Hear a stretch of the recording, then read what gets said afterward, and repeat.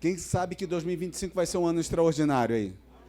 Amém? Levante sua mão assim, levante a sua mão. Não precisa você ficar em pé, só levante a sua mão. Senhor, nós declaramos que 2025 vai ser o ano do crescimento. Tem que haver posicionamento para a gente crescer.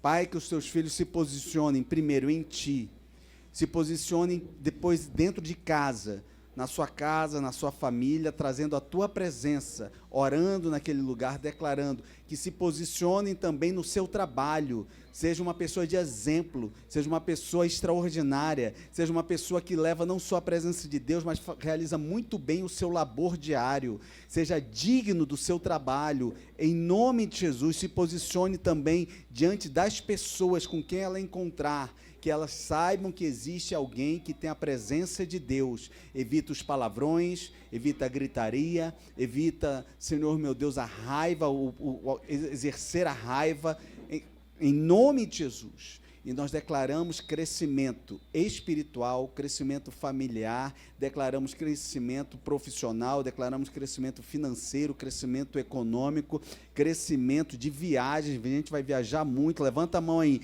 em nome de Jesus, vai viajar muito, aquele lugar que só via na internet, no Instagram, você vai estar lá, em nome de Jesus, já vai calando a boca de todos os invejosos, até da família que se levantarem contra ti, em nome de Jesus, o teu ano vai ser extraordinário. Só quem recebe pode dar um amém? Amém. Dá uma salva de palmas ao Senhor aí. Amém.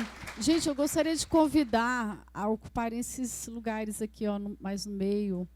Quem está aí muito atrás, ó, vem para cá, Paula, Luiz, Tiago, Val, Camila, Caled. Está todo mundo lá atrásão, com lugar aqui, Ana Cláudia, Nai. Pode ocupar esses lugares aqui, gente. Vamos distribuir melhor. Queridos, que noite espetacular. Eu já estou sentindo a atmosfera nessa noite. Estou muito feliz que temos de volta o Solano, Bruno e família. Férias demoradas, né, gente? Meu Deus.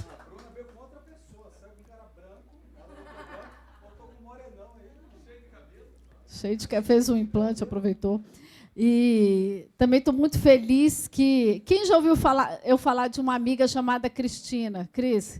Quem? Levanta a mão. Hoje ela está aqui conosco, uma salva de palmas. Ela e o esposão, pastor André, estão nos fazendo uma grata surpresa hoje. Muito feliz por isso, porque são muito especiais mesmo para mim. Vamos ficar de pé, porque já falei para vocês, né? Vida de crente é assim, gente, um exercício, senta, levanta, senta, levanta. Pelo menos faz bem, né? É exercício, né? Amém? Feche seus olhos. Querido amado Deus, amado Pai, nós queremos, Senhor, te exaltar, te glorificar. Obrigada, Espírito Santo, pela tua presença que já é notável no nosso meio, já podemos percebê-la, Senhor.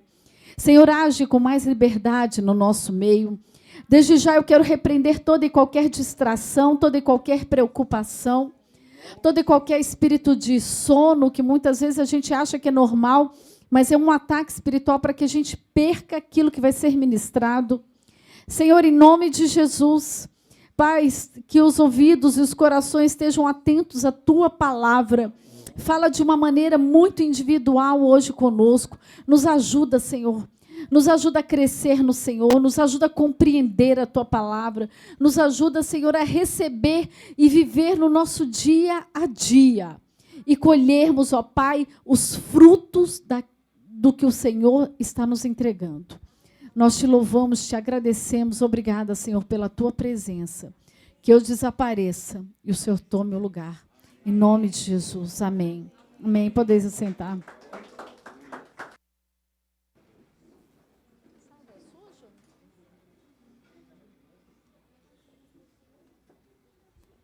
Queridos, hoje eu quero falar sobre um tema que a gente sempre fala. Alguém já escutou, alguém já falou. Confie em Deus. Quem já falou? Confie em Deus. Quem já escutou? Confie em Deus. Está mó tempestade, o mundo caindo, né? E aí a gente olha para um lado, olha para o outro e o que sobra? Confie em Deus que vai dar certo. E confiar em Deus é um dos maiores desafios da nossa fé cristã. É uma frase, é uma verdade, é uma expressão que nós falamos, repetimos, escutamos, é quase que diário nas nossas vidas, mas é um dos maiores desafios da nossa fé.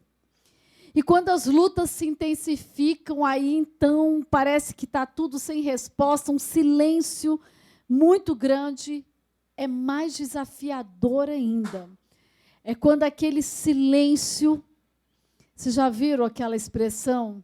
O barulho deste silêncio, tem horas, é ensurdecedor. E tem horas que nós estamos assim.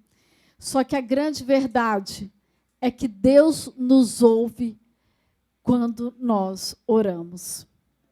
Mesmo que nós não estejamos escutando nenhuma resposta, mesmo que pareça estar um silêncio infinito.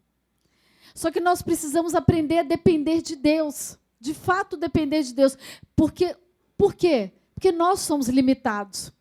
E quando os nossos recursos acabam, quando todos os nossos argumentos, as nossas ferramentas, as nossas formas de resolver acabam, quando a gente olha e fala, não tem mais saída, só quem supera e vence aquele momento de luta é quem, de fato, aprendeu a depender de Deus. É quem conseguiu construir essa relação, essa confiança em Deus. E hoje eu quero falar sobre o Salmo 20, que é um dos salmos de maiores expressões de confiança e tem chaves poderosas. O contexto desse salmo, eu gosto muito de Davi. Eu já preguei muito sobre Davi. Davi é uma inspiração imensa para mim. E o contexto desse salmo era que Davi era rei, ele estava cercado por inimigos de todos os lados e estava prestes a ir à guerra. E nessa época havia uma lei em Israel, que os homens, antes de entrarem em guerra, eles deveriam se consagrar a Deus. Assim Davi fez. Ele juntou seus valentes, juntou ali todo Israel, se uniram em orações e consagrações para esse momento antes da guerra. E esse salmo é justamente isso, ele nos ensina o que aconteceu. E eu estudando sobre os salmos, eu vi pontos importantes. Esse salmo ele nos ensina como destravar áreas importantes da nossa vida. E eu fiquei meditando. Toda palavra que eu vou ministrar, eu medito muito nela. Eu medito nos versículos. Eu fico me visualizando, praticando ele durante a minha semana. Toda vez que eu vou ministrar algo, eu penso como que eu vou ativar ele na minha vida no dia a dia. E eu quero que toda vez que você escutar uma palavra, você tenha isso dentro de você. Você receba de uma maneira que você fala assim, como que eu vou receber isso, ativar isso dentro de mim, do meu dia a dia? E o primeiro aspecto que eu vejo em Salmo 20, de chave é, destrave no plano espiritual para vencer no plano natural.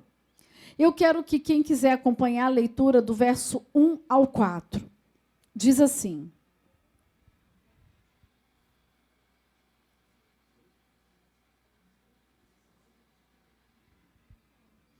Verso 1. Que o Senhor te responda no tempo da angústia. O nome do Deus de Jacó te proteja. Do santuário te envie auxílio. E de Sião te dê apoio. Lembre-se de todas as tuas ofertas e aceite os teus holocaustos. Conceda-te o desejo do teu coração e leve a efeito todos os teus planos.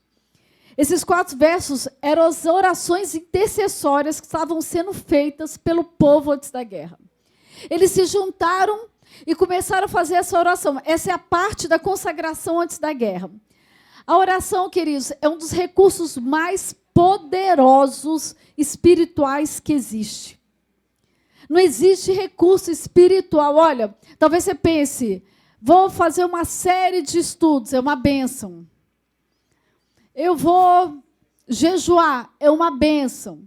Mas se você não tiver a oração como seu recurso mais importante, as outras coisas podem se tornar ineficazes. E eles se juntaram, ali em Jeremias 29:12, diz assim: então vocês clamarão a mim, virão a orar a mim, e eu os ouvirei. A oração, ela tem que fazer parte da nossa vida. Os nossos desafios, primeiro, ele é vencido no campo espiritual, para depois a gente colher a vitória de modo natural. Agora, não é fácil a gente se deparar com várias crises, né, Roberta? Não é fácil a gente se deparar com uma enfermidade, né, Adriana? Tantos casos que você pega, pessoas com câncer, você já enfrentou essa dor. Não é fácil você pegar situações tão difíceis de enfermidade, crise no casamento, crise financeira, você olhar para todos os lados, não ver nada, e você se desprender de tudo isso, desse cenário palpável, desse cenário que você toca, sente, vê, escuta e decidir: eu vou orar e vou confiar em Deus. Como é difícil. Como é difícil a gente ter essa decisão, porque o mais fácil é o quê? É confiar na palavra de um médico, nada contra os médicos, mas a nossa fé diz o seguinte: você vai morrer, o médico pode dizer, você tem 3 meses, mas você crê que Deus pode te curar. É mais fácil nós crermos nas ofensas que nós escutamos, né, pastor? Quantas vezes é mais fácil você entender, você receber dentro de você as ameaças que te fazem, as ofensas, do que você acreditar na palavra. E quando você... Gente, presta atenção aqui em mim. Está tentando só tirar o ruído do som. Tá? Foca bem aqui. O Rodrigo só está tentando tirar o ruído. Mas se não der, Rodrigo, só aumenta o meu microfone um pouco e deixa... Moisés... Mais fácil é confiar apenas na palavra do médico, nas ameaças, nos que se dá. E isso a Bíblia chama, sabe de quê? De você se apoiar em você. De você se estribar no seu próprio entendimento. Ou seja, de você confiar em você mesmo. São pontos distantes. Quando você está numa situação, você escuta um diagnóstico, uma sentença, seja o que for, muito negativa. E você tem que se desprender de tudo aquilo. Abrir mão da sua força, daquilo que sozinho você pode resolver. E você falar, decidir em orar e confiar em Deus. A Bíblia fala em Provérbios 3:5, confie no Senhor de todo o seu coração. E não se apoie, em algumas versões fala, estribe em seu próprio entendimento. Você sabe o que é estribo? Estribo de cavalo? Quem já andou de cavalo? Quem já apoiou o pezinho no estribo para virar? A Bíblia está falando, não se apoie. Não se apoie em você. Não confie em você. Não espere de você. Não deixe que seja você. Davi, ele podia estar no alto comando dele, com a equipe dele toda, aqueles valentes, imagina aqueles homens como eram. Numa reunião estratégica, gestão de crise para vencer os inimigos, só que tinha uma coisa, a Bíblia fala que ele era segundo o coração de Deus. Então, ele sabia que antes de qualquer guerra, contra qualquer pessoa, a guerra dele começava no plano espiritual. Ele sabia que ele tinha que começar lá em cima, porque era primeiro travado lá em cima. E depois era contra os poderes da maldade. Então, o que acontece? As nossas armas têm que ser espiritual. Aí no verso 3 que nós lemos agora, fala que há menções de ofertas e holocaustos que Davi havia feito. Lembre-se de todas as tuas ofertas e aceite os teus holocaustos. Gente, isso aqui é tremendo. Davi, ele não confiava só de boca, não. Ele não era aquele que confiava só de boca, não, mas ele buscava a Deus em todo o tempo. Em especial em momentos de guerra, ele construiu diante de Deus, independente do tempo que ele estava vivendo, um memorial diante do Senhor. Ele construiu um memorial de sacrifícios e ele investia em Deus. Eu tenho uma frase que vocês já devem ter escutado ela de diversas maneiras, mas é alguns nortes que eu tenho. Treine todos os dias como se você estivesse numa guerra, para quando vier a guerra, você tenha paz. E Davi fazia isso. Davi semeava, fazia sacrifícios, fazia oferta, treinava o tempo inteiro, independente se havia guerra. Está muito agudo, viu, Moisés? Eu tenho um testemunho muito interessante, está dando eco aqui. Eu tenho um testemunho muito interessante que eu tive há um tempo atrás. Há uns anos atrás, eu fui para os Estados Unidos, eu sempre, vira e mexe, a gente dá uma voltinha lá em Orlando. E aí eu levei uma amiga e um casal. Eles nunca tinham ido para fora. E aí a gente foi passar uns 10 dias, eu não lembro. Eu sei que eu era a única pessoa que tinha viajado para fora e tinha contato com a língua. Falava um pouco de inglês. E aí a gente está chegando um dia, e eu, toda vez antes de eu viajar, gente, existe uma prática na minha vida. Antes de eu viajar, antes de eu comprar alguma coisa, antes de eu tomar uma decisão, eu começo a ofertar. Eu faço um memorial diante de Deus. Se eu quero comprar um carro, eu começo a ofertar. Se eu quero trocar de carro, eu começo a ofertar. Eu construo um memorial diante de Deus e eu aprendi isso com Davi. E aí eu fui para os Estados Unidos. Chegou lá, a gente chega um belo dia, umas 11 horas da noite, em casa, aquela jornada de compra o dia todo, né? Ou então é parque ou compra. Aí chega no hotel, 11 horas da noite, morto, cheio de sacola. Aí tento abrir a porta do meu quarto. Gente, estranhamente, do quarto do hotel, tinha uma corrente. Sabe quando tem aquele fecho de corrente? Como é que é esse fecho de corrente? Só se alguém estiver dentro do apartamento para fechar, não é isso? Ele estava fechado. E eu não conseguia abrir a porta. Eu não conseguia abrir a porta. Está escutando? Não está, não. Vocês estão me escutando? Caiu tudo. E aí, gente? Hoje é testando a minha fé, tá vendo? Vou falar de fé, de confiança, eu tenho que viver, né? Tem que viver, porque se não viver, é aula prática que você acabou de...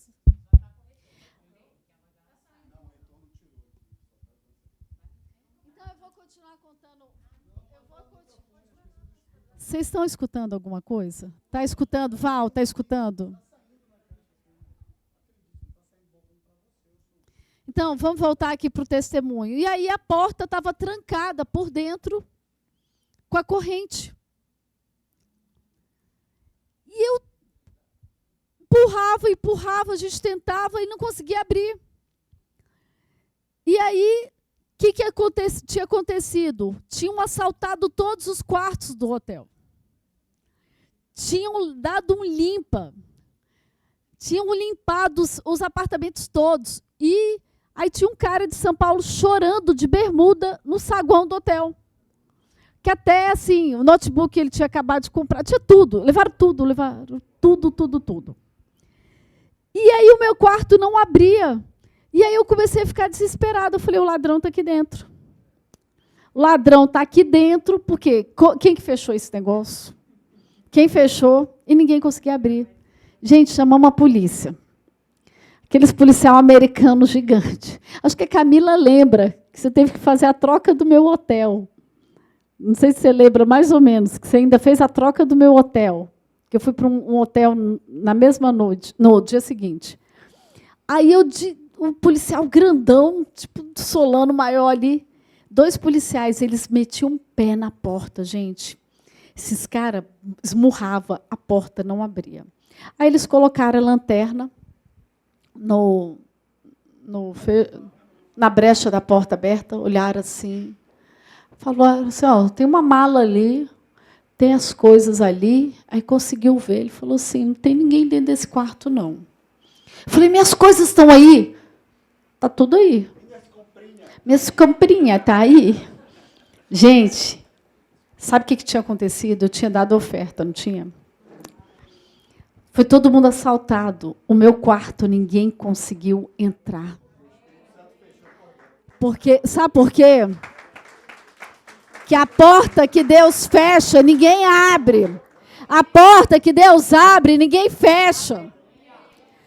E aí, eu tive que dormir num outro quarto, Nathalie. Num outro. O hotel me deu um outro quarto, porque não conseguiram abrir, nem os policiais conseguiram. Dormi no outro quarto, morrendo de medo, é lógico, aquele clima terrível. No dia seguinte, cedo, peguei minhas coisas, levaram um cara lá para serrar, cortou a corrente, a gente entrou, e não tocaram em nada nosso. Nada. E aí, no dia seguinte, nós trocamos de hotel e fomos para um hotel mais seguro. Foi até a Camila que me ajudou, eu lembro, nessa troca de hotel. Eu sei que o que acontece? Isso é fazer memoriais. E eu aprendi a consagrar tudo que eu tenho, tudo que eu sou a Deus. Quando a gente entende o poder de dízimo, oferta, sacrifício, você é liberto e você vive recompensas disso. Porque você para de viver com aquele espírito de miséria na sua vida. Sabe, fazendo aquelas continhas. Provérbios 11, 24 diz assim, a quem dê generosamente e vê aumentar as suas riquezas. Outros retêm o que deveriam dar e caem na pobreza. Eu tenho muito temor da palavra de Deus. E eu fico assim, Senhor, tem feito na minha vida. E é Ele que faz na minha vida. Davi, ele vencia suas guerras porque ele sabia que, antes de tudo, ele tinha que vencer na região celestial. Talvez muitos de nós que estamos aqui hoje temos sucumbido a algumas guerras, a algumas situações. Por quê? Porque você não consegue entender a natureza espiritual de situações. Rapidamente você se ofende contra alguém. Rapidamente você ignora a natureza espiritual e vai para a guerra natural, vai para a carne. Sabe, quando a gente ignora a natureza espiritual, é como você está literalmente numa guerra e levar um tiro, um soco e não sabe de onde veio. Porque você não consegue nem identificar quem é seu inimigo. Você acha que o inimigo é a pessoa que está do seu lado e muitas vezes não é. Ele vem sendo usado, mas não é. Talvez você pergunte assim, pastora, todo problema que eu vivo, que nós vivemos, é natureza espiritual? Não. Nem todo é natureza espiritual. Não. Mas todos podem ser resolvidos com a vida espiritual, com o mundo espiritual. Tem situações que são o quê? Consequência dos seus erros. Atos, decisões erradas. Nem tudo é espiritual, sabe? Talvez você esteja vivendo problemas, realmente consequência de decisões que você tomou. Na saúde. Gente, quantos de nós somos incapazes de alguns sacrifícios na saúde e depois ter que lidar com doenças? Ah, é natureza espiritual? Não é não. Mas você pode pedir a Deus. Você sabe que eu vou confessar algo para vocês. Desde o ano passado eu estou tentando tirar o açúcar. O ano passado eu orei, falei, Senhor, me ajuda a tirar o açúcar. Me ajuda a tirar. Meu colesterol não está legal, minha glicose não está legal. Me ajuda a tirar. Gente, tirei, já tem uns 5 meses que eu não estou comendo nada de açúcar. Mas tem situações que nós vivemos que são consequências, só que Deus ele dá o livramento, Ele dá estratégias para você ser socorrido, Ele dá uma porta aberta. Esses dias minha mãe teve uma situação em casa, eu orei, Deus mandou um anjo para ajudar ela, não foi? só aparecia a pessoa que ia lá, não conseguia resolver e estava causando problemas para ela. Eu comecei a orar e, finalmente, foi uma pessoa que conseguiu segurar por um tempo, o tempo necessário que ela vai precisar de uma obra lá. Então, assim, tem coisas que Deus ele entra trazendo soluções. Tem horas que nós erramos, aí a gente vai lá, se arrepende, pede ajuda a Deus, e Ele age com misericórdia. E hoje nós vamos aprender a guerrear e destravar coisas no mundo espiritual e receber nossas vitórias na nossa vida natural, no plano material. Amém, gente? Amém.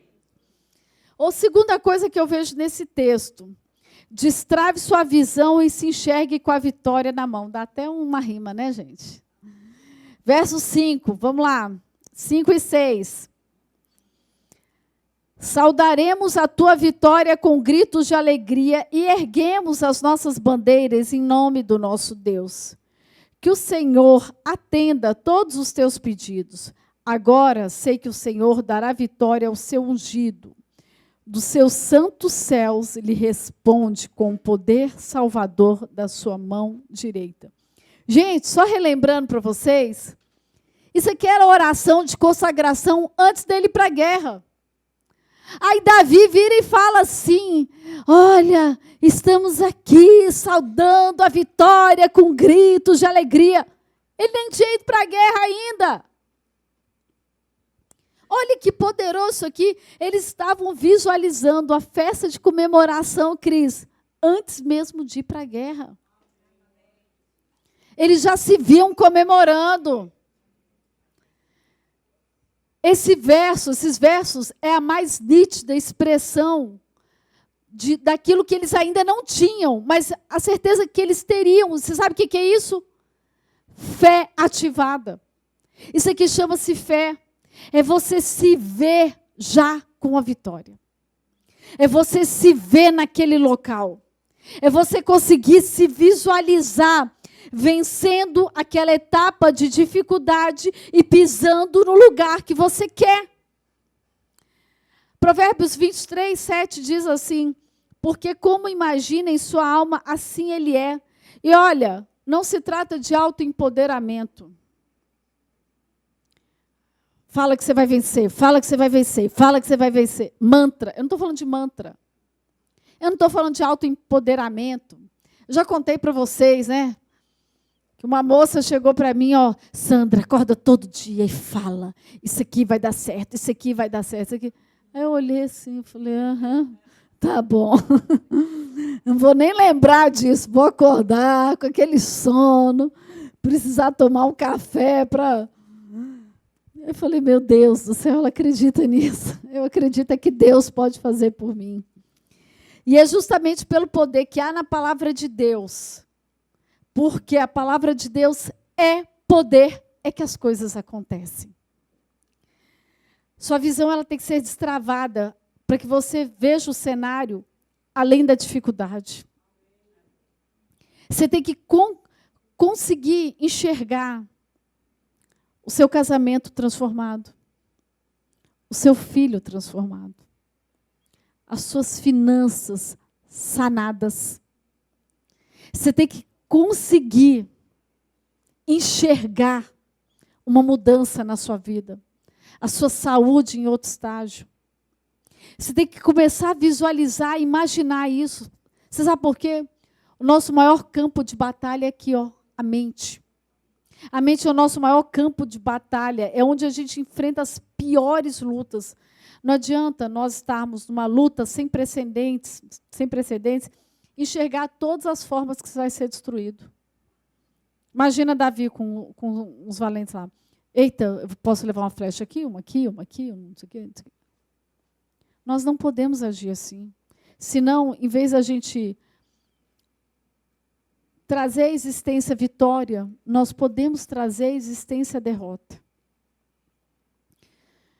Há um tempo atrás, quando eu estava sendo bastante perseguida, Deus me deu uma palavra. Deus me deu o Salmo 118. Toda vez que o fogo aumentava contra mim, eu me lembrava de Salmo 118. eu corria para a Bíblia e lia a Bíblia. E aí eu ficava assim, não vai acontecer isso. Não, eu vou ter vitória. Não, isso não vai acontecer. Porque Deus já falou comigo. E está aqui que todas as nações secarão como espinheiros em chamas na minha frente. Gente, e foi isso que aconteceu. De uma hora para outra, aqueles que estavam me perseguindo caíram todos. Tudo foi caindo.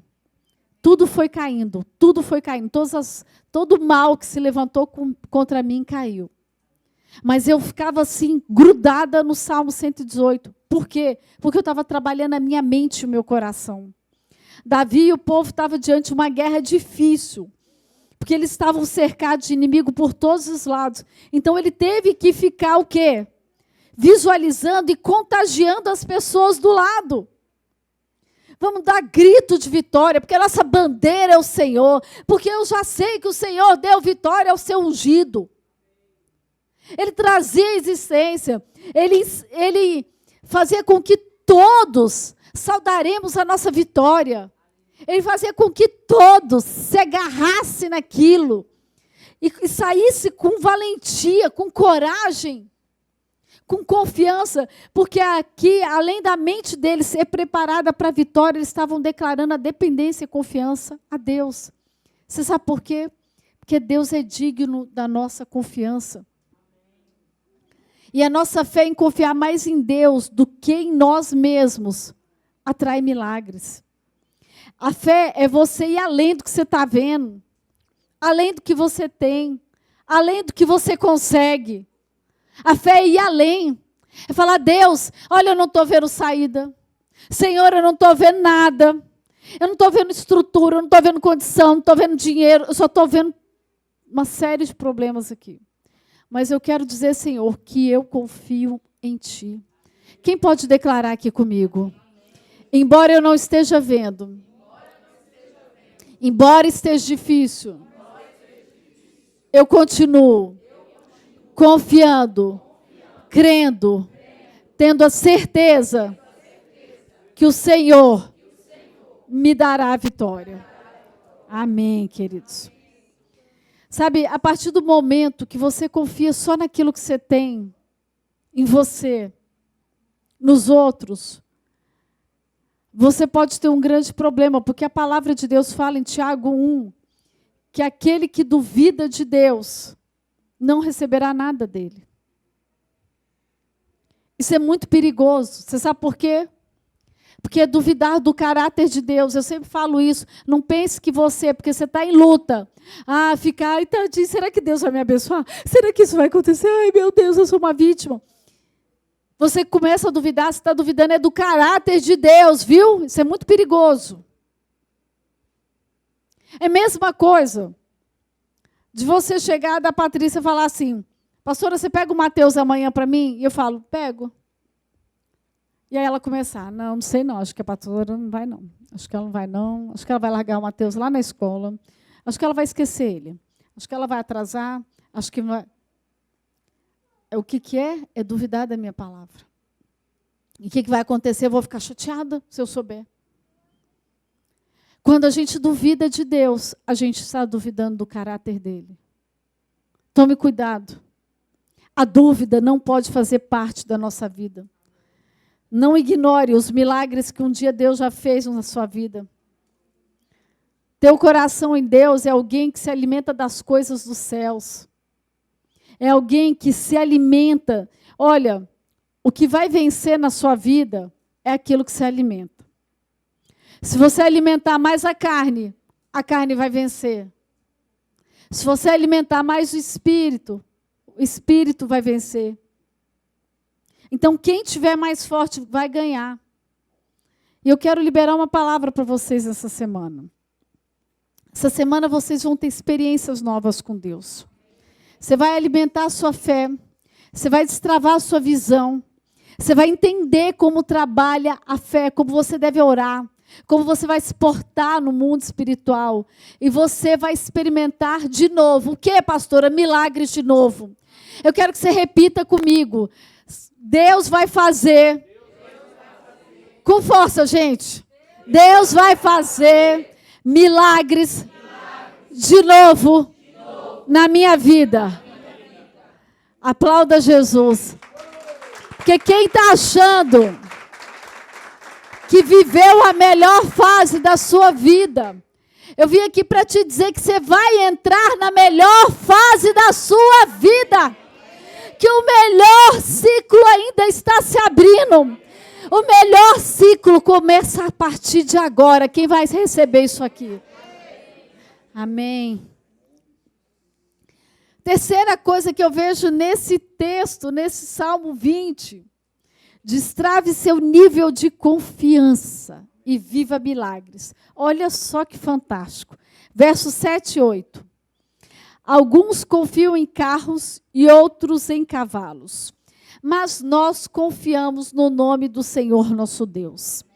Eles vacilam e caem, mas nós erguemos e estamos firmes.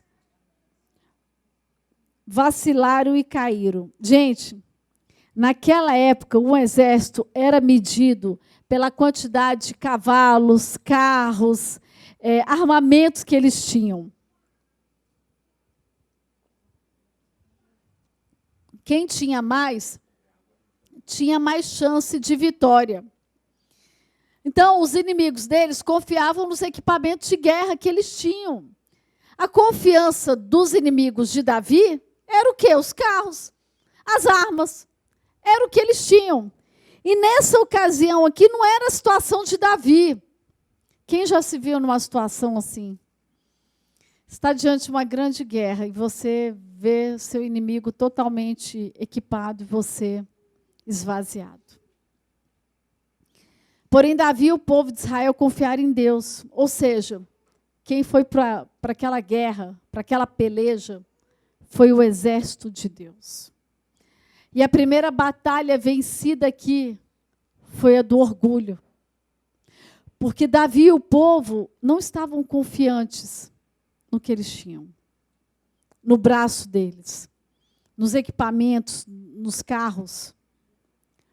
Eles estavam confiantes em Deus. E a segunda batalha que Davi enfrentou aqui foi a confiança. Davi ele estava cercado por várias nações inimigas. Ele não tinha como competir com o aparato que os inimigos tinham. Isso aqui era uma guerra desproporcional. Guerra desproporcional. Sabe o que é guerra desproporcional? Sabe o que é guerra desproporcional? Clara, pergunta para o Roberto aí se ele sabe o que é guerra desproporcional.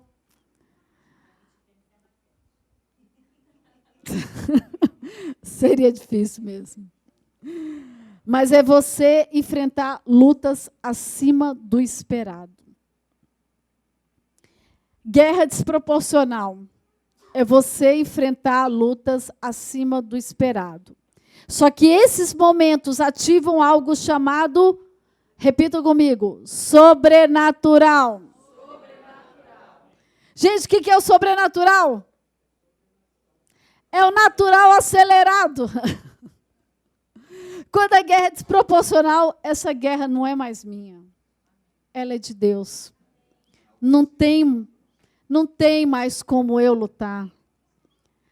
A guerra sobrenatural é acima do natural. E quem entra para te defender é Deus.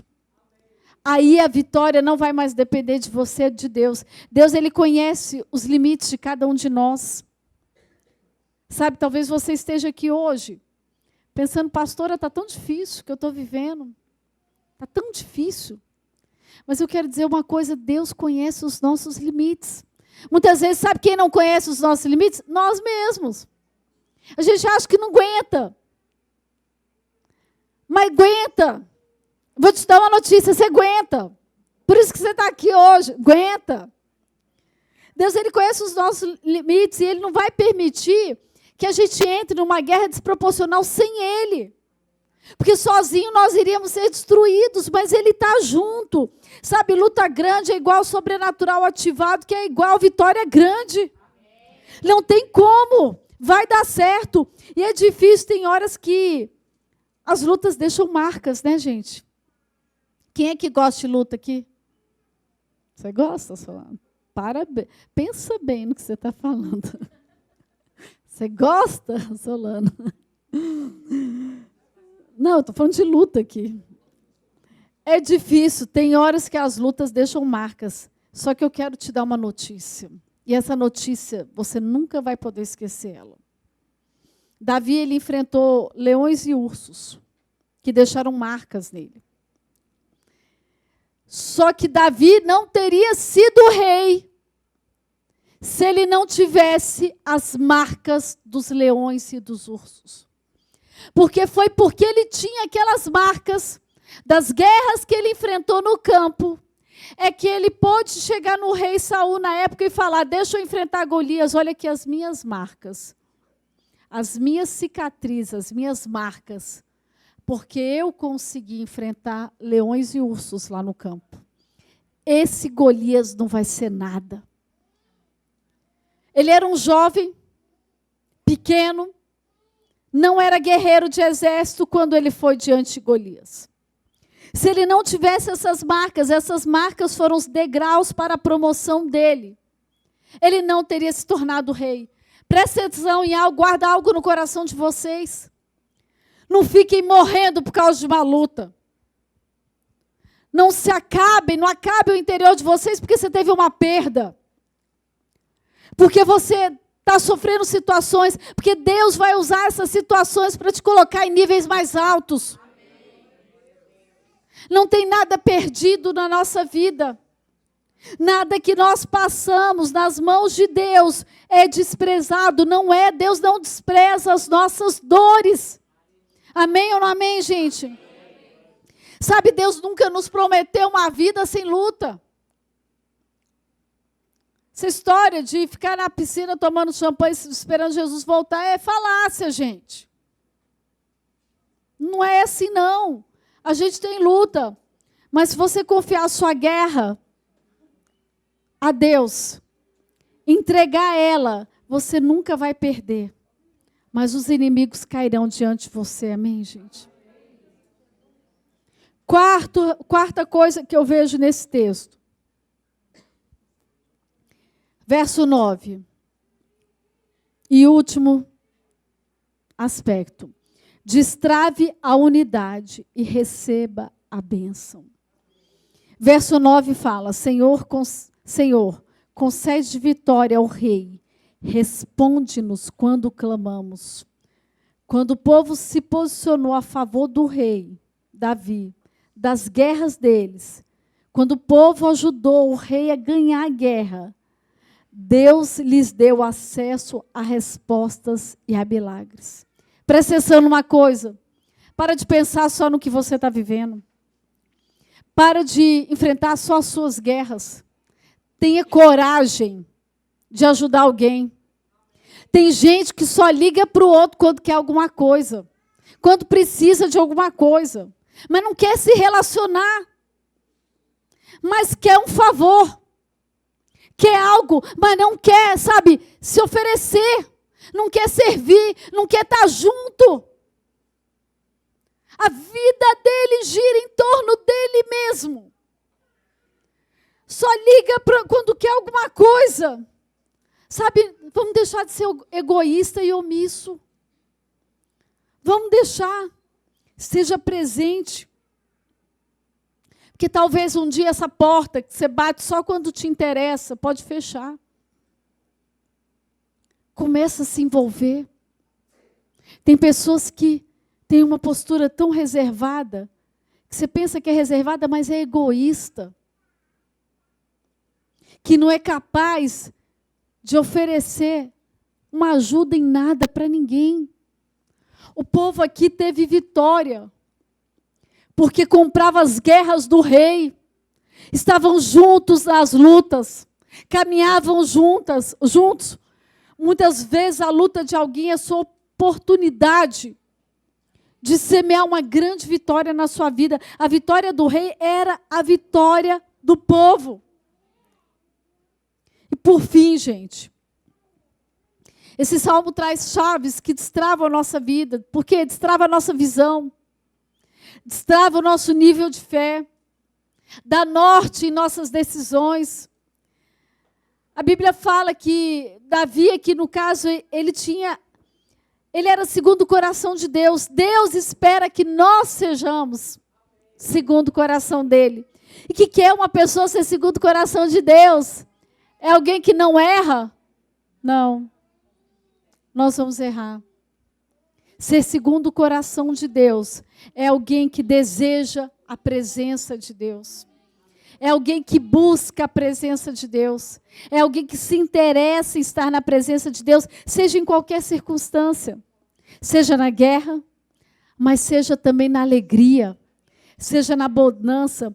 Porque uma coisa é certa, se a presença de Deus estiver na nossa vida, ainda em meio à guerra nós seremos vitoriosos. Sabe por quê? Porque não há derrota onde Deus está. E nessa noite eu queria que você fechasse seus olhos. Quem está com sono já fica em pé, de olhos fechados. O Roberto fica de olho aberto. Tem duas pessoas aqui que podem ficar de olho aberto. Roberto e uma outra aqui. Que eu não vou dar nome não, mas eu quero que você feche seus olhos. Queria que o louvor estivesse aqui me ajudando. E eu quero fazer um apelo nessa noite. O maior motivo para nós confiarmos em alguém é, primeiro, nós conhecermos alguém. Eu deixo o Benjamin na casa da Patrícia, porque eu conheço ela, porque eu confio nela. Para a gente confiar em alguém, a primeira coisa que nós precisamos fazer é conhecer esse alguém. Pode começar um louvor bem baixinho.